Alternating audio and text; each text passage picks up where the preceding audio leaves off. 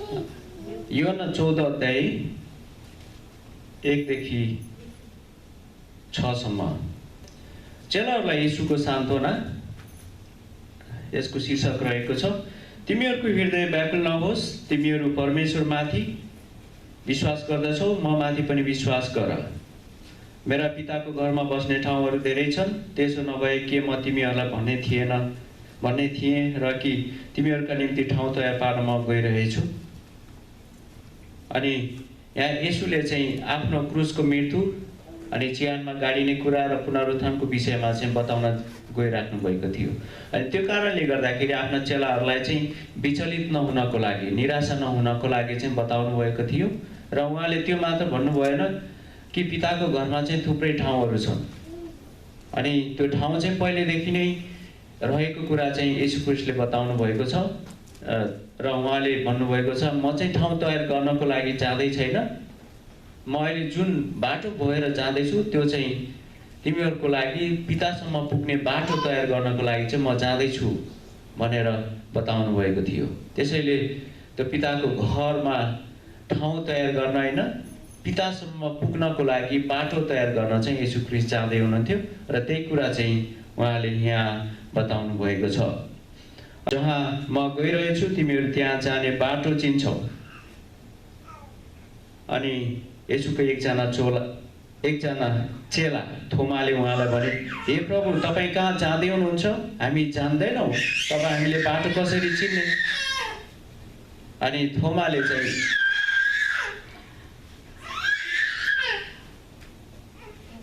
येशूले के भन्नुभएको त्यो कुरा नबुझेको कारणले चाहिँ, तपाईँ कहाँ जाँदै हुनुहुन्छ? हामी जान्दैनौँ, तब हामीले बाटो कसरी चिन्ने भनेर थोमाले चाहिँ येशूलाई प्रश्न गर्नुहुन्छ।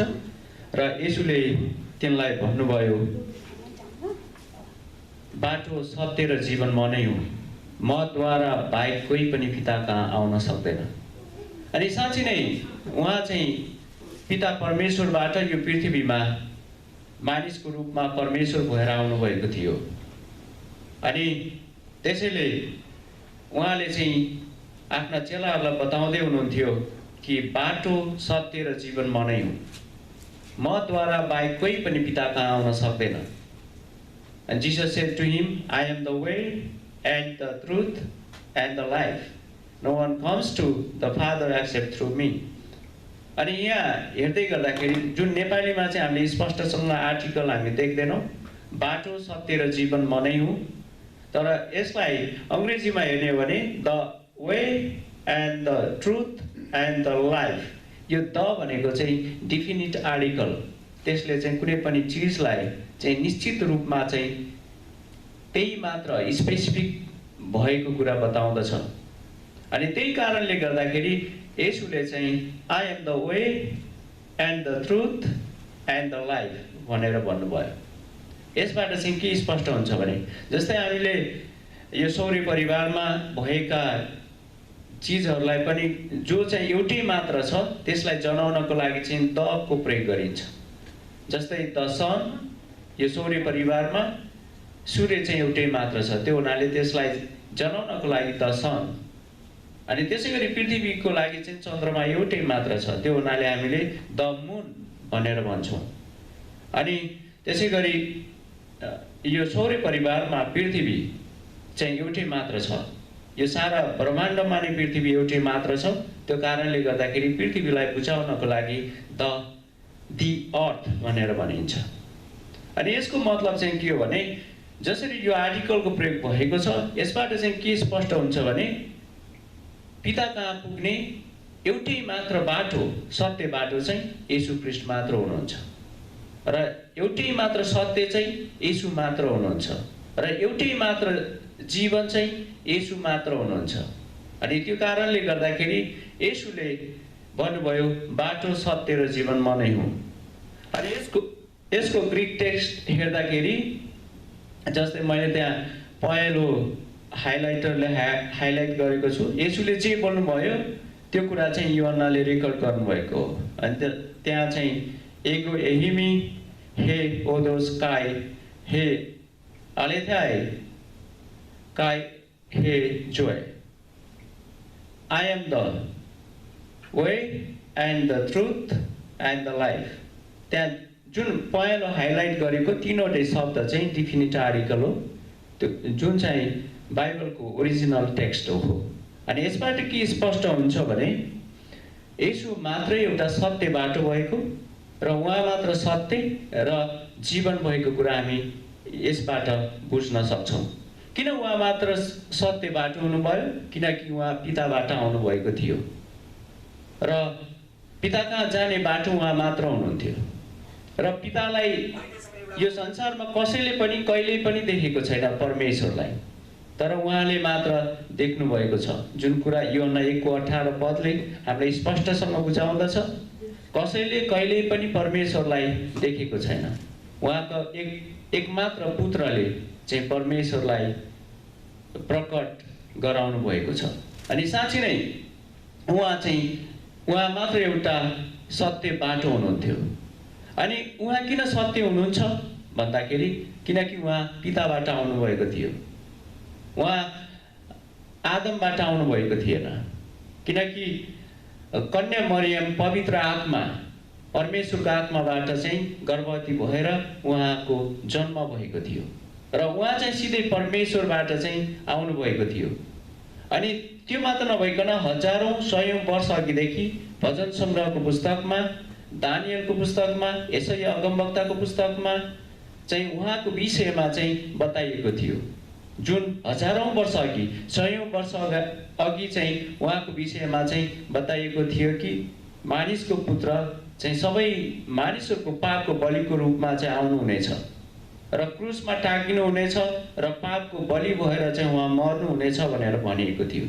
जुन समयमा यो भविष्यवाणी गरिएको थियो भजन सङ्ग्रहको पुस्तक अनि दानियल, यशाया अगमवक्ताको पुस्तक, जुन समयमा चाहिँ उहाँको क्रुसको मृत्युको विषयमा बताइएको थियो, त्यो समयमा क्रुसमा सजाय दिने चलन नै चलेको थिएन र त्यो समयमा चाहिँ यो भविष्यवाणी गरिएको थियो। अनि ती सबै भविष्यवाणीहरूले देखाएको एकमात्र मानिसको पुत्र जो चाहिँ मानिसको रूपमा परमेश्वर नै यो संसारमा आउने सत्य चाहिँ उहाँ मात्र हुनुहुन्थ्यो। त्यो कारणले गर्दाखेरि येशू ख्रीष्ट चाहिँ सत्य हुनुहुन्छ र जीवन येशू नै हुनुहुन्छ।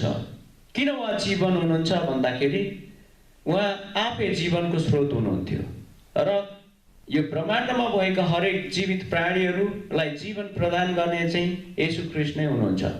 अनि त्यो कारणले गर्दाखेरि उहाँ चाहिँ जीवन हुनुहुन्छ र तपाईँ र मलाई पनि, तपाईँ र ममा जुन अविनाशी आत्मा छ, जुन परमेश्वरको आत्मा, जुन शरीरबाट शरीर आउँछ, त्यसै गरी आत्माबाट आत्माको जन्म हुँदछ। अनि त्यो तपाईँ र ममा भएको परमेश्वरको आत्मा फेरि परमेश्वरसम्म पुर्याउनको लागि चाहिँ त्यो जीवन, अनन्त जीवनमा प्रवेश गराउने त्यो शक्ति र अधिकार चाहिँ येशू ख्रीष्टमा मात्र छ। अनि त्यो कारणले गर्दाखेरि येशूले भन्नुभयो, बाटो, सत्य र जीवन म नै हुँ, मद्वारा बाहेक कोही पनि पिता कहाँ आउन सक्दैन। हुन त आज संसारमा विभिन्न किसिमका धर्महरू छन् अनि विभिन्न किसिमका मानिसहरूले आफ्नै तर्कहरू प्रस्तुत गर्दछन्। जुन बाटो गए पनि गन्तव्य एउटै हो, एकै ठाउँमा पुगिन्छ भन्छन्, तर त्यो होइन। किनकि येशू ख्रीष्ट चाहिँ पिताको बाटो आउनुभएको थियो र पितासम्म पुग्नको लागि त्यो बाटो तयार गर्दै हुनुहुन्थ्यो। त्यतिखेर मलाई अझै पनि याद छ, जतिखेर म सानो बालक थिएँ र अल्लो गाउँ पल्लो गाउँमा जाँदाखेरि त्यहाँका मानिसहरूले यो कसको छोरो हो भनेर सोद्धाखेरि मैले मेरो बुवाको परिचय दिन्थेँ। अनि म फलानुको छोरो हो भनेपछि उनीहरूले चिन्दथे, किनकि त्यो बेलासम्म मेरो परिचय बनिसकेको थिएन। अनि त्यसै गरी येशूले पनि उहाँ कहाँबाट आउनुभएको र उहाँको पिता को हुनुहुन्छ भन्ने कुरा चाहिँ यहाँ बताउँदै हुनुहुन्छ। उहाँले आफ्नो परिचय यहाँ दिँदै हुनुहुन्छ। अनि त्यो कारणले गर्दाखेरि मानिसले जेसुकै भनौँ विभिन्न बाटोहरूको कुरा गर्लान्। त्यो विभिन्न बाटोहरूमध्ये एउटा बाटो म हुँ भनेर म भन्न आएको छैन। पिता कहाँ जाने एकमात्र बाटो चाहिँ म हुँ, मद्वारा बाहेक कोही पनि पिता कहाँ आउन सक्दैन। त्यसैले म मात्र एउटा सत्य बाटो हुँ, म मात्र एउटा सत्य हुँ र म मात्र एउटा जीवन हुँ।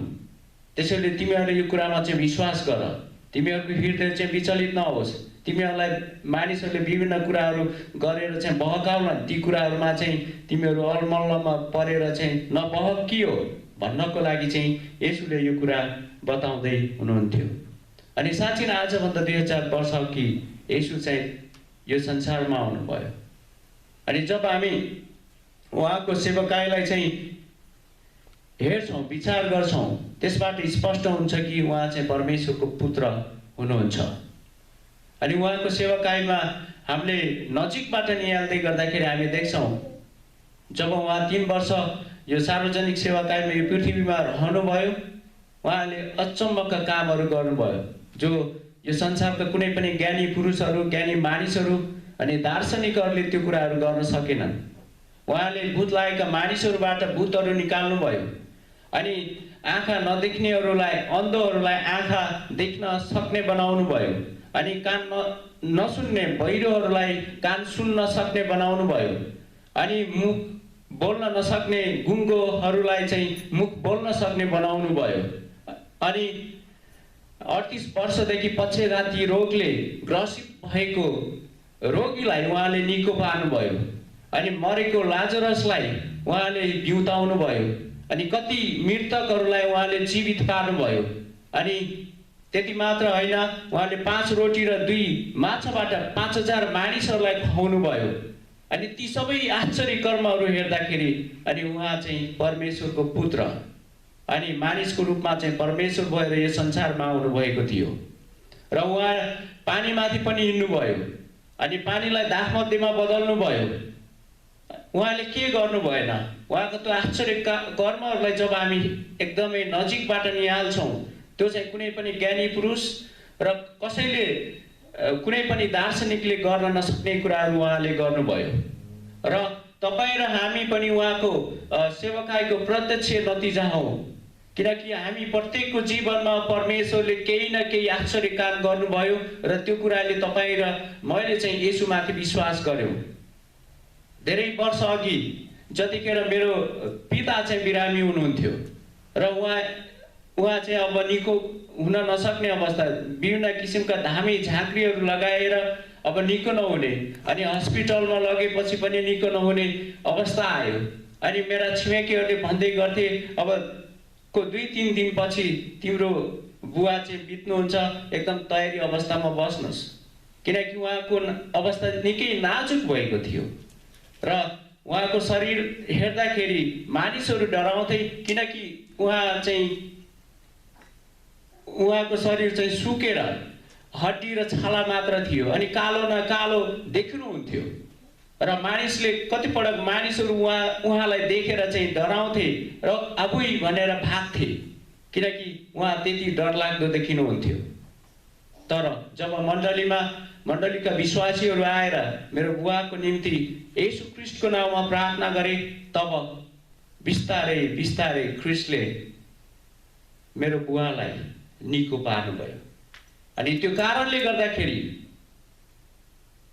अनि त्यो ख्रीष्टको आश्चर्य कर्मको कारणले गर्दाखेरि आज मेरो परिवार, सम्पूर्ण परिवार, मेरो घरानाले ख्रीष्टमाथि विश्वास गर्छ, भरोसा गर्छ। अनि साँच्चै नै ख्रीष्ट चाहिँ परमेश्वरको पुत्र हुनुहुन्छ र उहाँ परमेश्वर हुनुहुन्छ। आज उहाँ यो संसारका ज्ञानी पुरुषहरू र दार्शनिकहरू भन्दा उहाँ अलग हुनुहुन्छ। किनभने उहाँ चाहिँ मृत्युमाथि विजयी हुनुभयो। उहाँ मर्नु मात्र भएन, चिहानमा गाडीको गाडी हुनु भएन, तर चिहानबाट उहाँ मृतकबाट पनि उहाँ जीवित हुनुभयो, पुनरुत्थान हुनुभयो, जसको शक्तिले गर्दाखेरि आजको दिनसम्म लाखौँ लाख मानिसहरू, यो पृथ्वीमा रहेका लाखौँ लाख मानिसहरूले उहाँको आश्चर्य कर्महरूलाई अनि चमत्कारपूर्ण कामहरूलाई चाहिँ आफ्नो जीवनमा अनुभव गर्न सकेका छन्। यदि येशू ख्रीष्टभन्दा अगाडि पनि ग्रिकमा एकदमै प्रख्यात दार्शनिकहरू जन्मेका थिए। सोक्रेटस, प्लेटो, एरिस्टोटल। सोक्रेटसले 40 वर्षसम्म, प्लेटोले 50 वर्षसम्म र एरिस्टोटलले 40 वर्षसम्म गरेर जम्मी 130 वर्षसम्म मानिसहरूलाई शिक्षा दिए। र उनीहरूले जति प्रभाव पारे नि त्योभन्दा धेरै प्रभाव येशू ख्रीष्टले 3 वर्षमा पार्नुभयो, किनकि उहाँ परमेश्वर हुनुहुन्थ्यो, हुनुहुन्छ र आउनुहुनेछ। त्यो प्रभाव आजको दिनमा त्यो किसिमको प्रभाव कसैले पनि पार्न सकेन। उहाँले कहिल्यै पनि कुनै एउटा कविता पनि रच्नु भएन, एउटा तस्बिर पनि कोर्नु भएन, अनि कुनै पुस्तकहरू लेख्नु भएन, गीत सङ्गीतको रचना गर्नु भएन। तर आज येशू ख्रीष्टको विषयमा लाखौं लाख गीत सङ्गीतहरू रचना भएका छन्, लाखौं लाख पुस्तकहरू लेखिएका छन्, अनि स्कुल, कलेज, सेमिनारी, विश्वविद्यालयहरू सञ्चालित भएका छन्। यति मात्र नभएर आज संसारको 7.7 बिलियन मानिसहरूमध्ये 2.6 बिलियन मानिसहरू येशूलाई पछ्याउँछन् र येशूको पछि अनि येशूको शिक्षाको पछि लागेका छन्। यी सबै कुराहरू हेर्दाखेरि यसबाट स्पष्ट हुन्छ कि येशू ख्रीष्ट चाहिँ परमेश्वर हुनुहुन्छ र यो सबै येशू ख्रीष्टको पुनरुत्थानको शक्तिले गर्दा नै मानिसहरू उहाँप्रति आकर्षित भएका हुन्। अनि त्यसै गरी हामी येशूको पुनरुत्थानलाई विचार गर्ने हो भने पनि धेरै कुराहरू हामी येशूको पुनरुत्थानबाट हामी थाहा गर्न सक्छौँ। येशू ख्रीष्ट जब जन्मनुभयो संसारमा, उहाँ कन्या मरियमदेखि पवित्र आत्माद्वारा कन्या मरियम गर्भवती भइन् र कन्या मरियमबाट चाहिँ उहाँ जन्मनुभयो। उहाँमा आदमबाट मानिसमा प्रवेश गरेको पाप थिएन। त्यो कारणले गर्दाखेरि येशू ख्रीष्टले कहिल्यै पनि पाप के हो भन्ने कुरा जान्नु भएन। उहाँले यो पृथ्वीमा रहँदा जुन प्रकारको जीवन जिउनु भयो, उहाँ पाप रहित र एउटा सिद्ध जीवन जिउनु भयो। अनि त्यो कारणले गर्दाखेरि उहाँको जीवन चाहिँ एउटा पाप रहित र सिद्ध जीवन थियो। तर तपाईँ र मेरो पापको निम्ति उहाँ पापको बलि बनेर कल्वरी क्रुसमा चढ्नुभयो। त्यो तपाईँ र मेरो मात्र नभइकन यो पृथ्वीमा भएका सम्पूर्ण मानव जातिको पापको बलिको रूपमा उहाँ क्रुसमा मारिनु भएको थियो। र त्यो वर्षेनी साँडे र बोकाको रगतहरू बगाएर चाहिँ मानिसको पाप क्षमा हुने सम्भावना थिएन। अनि त्यो कारणले गर्दाखेरि मानिसको पापको निम्ति मानिसको रगत नै बगाउनु पर्ने हुनाले परमेश्वरले आफ्नो पुत्र खडा गरेर त्यो कल्वरी क्रुसमा मारिनको लागि त्यो योजना गरेर पठाउनु भएको थियो। र उहाँ चाहिँ तपाईँ र मेरो पापको निम्ति चाहिँ कल्वरी क्रुसमा बलि हुनुभयो र सदाको निम्ति, सबै पापको निम्ति एउटै बलि भएर चाहिँ उहाँ क्रुसमा चढ्नुभयो र मारिनुभयो। अनि साँच्चै नै जसले पाप नै थाहा पाउनु भएको थिएन, त्यस्तो पाप रहित र सिद्ध जीवन जिएको मानिसलाई पापी मानिसहरूले चाहिँ गिल्ला गरे, मुखमा थुके, पिटे, कोर्राले हाने, गाली गलौज गरे, भालाहरू शरीरमा भालाहरू रोपे र क्रुसमा चढाए। सृष्टिकर्तालाई आफ्नै सृष्टिले यतिसम्म निन्दा गर्यो, जुन कुरा अचम्म लाग्छ सुन्दाखेरि पनि। अनि जतिखेर उहाँ कल्वरी क्रुसमा हुनुहुन्थ्यो, जब ती पापी मानिसहरूले कल्वरी क्रुसमा येशूलाई चढाए, अनि येशूले परमेश्वर पितासँग भन्नुहुन्छ, हे पिता, यिनीहरूलाई क्षमा गर्नुहोस्, किनकि यिनीहरूले जे गर्दैछन् उनीहरूले जान्दैनन्। अनि साँच्चै नै यो कस्तो किसिमको अनुग्रह हो, यो कस्तो किसिमको माया अनि दया, अनि यो कस्तो किसिमको प्रेम हो, अनि यो कस्तो किसिमको क्षमादान हो, जो चाहिँ जसले चाहिँ आफ्ना शत्रुहरूलाई पनि, जसले चाहिँ निर्दयी प्रकारले आफूलाई क्रुसमा चढाएको छ, त्यस्ता शत्रुहरूलाई समेत क्षमा दिन सक्ने यो कस्तो किसिमको क्षमादान हो। अनि ती सबै कुराहरू ती आफ्ना चेलाहरूले देखेका थिए। र त त्यो देखेकै कारणले गर्दाखेरि जो पत्रुस, एकजना चेला, जसलाई चाहिँ येशू ख्रीष्ट पक्राउ परेको रात भाले बाँच्नु अघि 3 पटकसम्म इन्कार गरेका थिए, त्यही पत्रुसले त्यही पत्रुस पछि उनको लागि आफ्नो प्राणसम्म दिन पछि परेनन्। र प्रेरित 3:15 मा पत्रुसले यसरी ती मानिसहरूलाई ख्रीष्टको सुसमाचार सुनाउँछन्। जीवनका कर्तालाई तपाईहरूले मार्नुभयो, जसलाई परमेश्वरले मृतकबाट बिउताउनु भयो, हामी यसका साक्षी छौँ।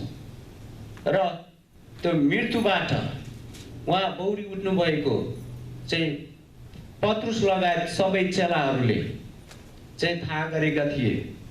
अनि त्यहाँ पहिलो कोरिन्थी 15:3-5 सम्म पावलले कोरिन्थका विश्वासीहरूलाई पनि भन्नुभएको छ, पवित्र धर्मशास्त्र अनुसार ख्रीष्ट हाम्रा पापका निम्ति मर्नुभयो, उहाँ गाडिनुभयो र पवित्र धर्मशास्त्र अनुसार तेस्रो दिनमा उहाँ पुनर्जीवित पारिनुभयो। उहाँ पत्रुस कहाँ अनि 12 जना कहाँ देखा पर्नुभयो। त्यसपछि उहाँ एकै समयमा 500 भन्दा बढी भाइहरूका एकसाथ देखा पर्नुभयो, जसमध्ये धेरै जसो अहिलेसम्म छँदैछन्, तर कोही सुतिसकेका छन्। त्यो चाहिँ पावलको समयमा जो पहिलो शताब्दीको कुरा हो, किनकि पावल स्वयंले आफ्ना आँखाले त्यो कुरा देखेनन्, तर जसले आफ्ना आँखाले देखेका थिए त्यो कुरा चाहिँ पावललाई बताएको। अनि त्यो हुनाले पावलले भन्छन्, जसमध्ये धेरै जसो अहिलेसम्म छँदैछन्, तर कोही सुतिसकेका छन्। अनि साँच्चै नै येशू ख्रीष्टले चाहिँ त्यो मृत्युमाथि विजयी भएर उहाँ चाहिँ पुनर्जीवित हुनुभएको थियो, जसको प्रमाण चाहिँ उहाँका चेलाहरूले आफ्नै आँखाले देखेका थिए। र चेलाहरू मात्र नभइकन जतिखेर येशू ख्रीष्ट क्रुसमा चढ्नुभएको थियो र त्यो समयमा चाहिँ 12 बजेदेखि 3 बजेसम्म यो सारा पृथ्वी नै अन्धकार भएको थियो। अनि त्यो अन्धकार हुँदै गर्दाखेरि यो सारा देश अन्धकार भयो, सूर्यको तेजै कम भएको थियो र मन्दिरको पर्दा माझमा च्यातिएर 2 भाग भएको थियो। अनि यो साँच्चै नै कस्तो मृत्यु हो, किनकि हरेक दिन 1,78,000 जना मानिसहरू आजको दिनमा मरिराखेका छन् र प्रत्येक मिनेटमा 120 जना र प्रत्येक घण्टामा 7,425 जना र प्रत्येक वर्ष 6,50,00,000 मानिसहरू मर्छन्। तर कहिल्यै पनि यो पृथ्वी अँध्यारो हुँदैन। तर त्यो समयमा जब येशू ख्रीष्टको मृत्यु भयो, त्यो समयमा चाहिँ सारा देश अन्धकार भएको थियो र सूर्यको तेज कम भएको थियो र मन्दिरको पर्दा चाहिँ माझमा टुक्रिएर 2 भाग भएको थियो। किनकि उहाँ चाहिँ सारा मानिसहरूको सबै पापको निम्ति उहाँ चाहिँ बलि हुनुभएको थियो र त्यो अन्धकारको शक्तिमाथि उहाँ विजयी हुन जाँदै हुनुहुन्थ्यो। त्यो कारणले गर्दाखेरि सारा देश अन्धकार भएको थियो र त्यो मृत्यु अरू सामान्य मानिसको मृत्यु जस्तो थिएन, अनि ज्ञानी पुरुषहरूको मृत्यु जस्तो थिएन, अनि दार्शनिकहरूको मृत्यु जस्तो थिएन। र त्यो मृत्यु चाहिँ एउटा परमेश्वरको पुत्रको मृत्यु थियो र त्यो चाहिँ सम्पूर्ण मानव जातिको पापको निम्ति बलि चढाइएको थियो। त्यो चाहिँ एउटा बलि थियो। त्यो कारणले गर्दाखेरि सारा देश अन्धकार भएको थियो। अनि जब येशूले उच्च स्वरले कराएर भन्नुभयो, हे पिता, म मेरो आत्मा तपाईको हातमा सुम्पन्छु, यति भनेर उहाँले आफ्नो प्राण क्रुसमा त्याग्नुभयो।